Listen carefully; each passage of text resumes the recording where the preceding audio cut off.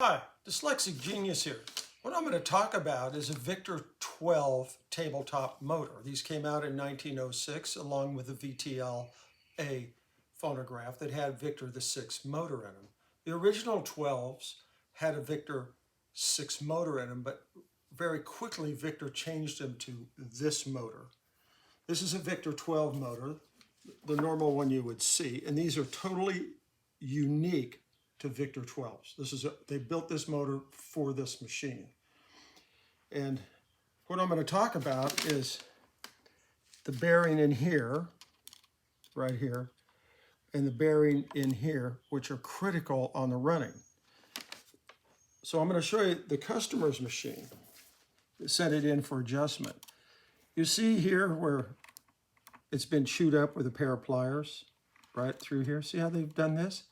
But you notice that the bearing is not coming in to hit the bearing of the end plate of the spring barrel.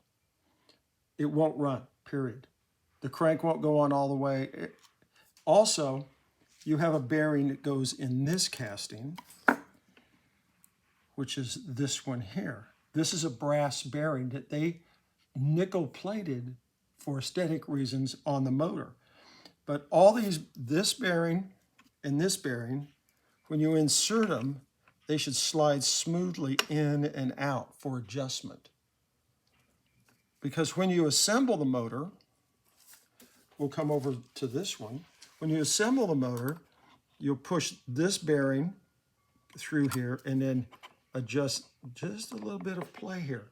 Because if the bearing is too tight running on the shoulder of the shaft here, there's a shoulder here, it'll bog down the phonograph. Also, on the spring barrel, when you insert it, you should have just a tiny bit of play or gap here, maybe 1/1000th to 2/1000ths of an inch, because you want a little play, because when you oil, you want the oil to come in here and go inside this bearing. These are really a lot of fun to do. I did this one here about 2016, I think, for us. It's our personal motor. You know, I love showing this, and I'm going to show you how to assemble one here in a little bit, and that's my tip for the day.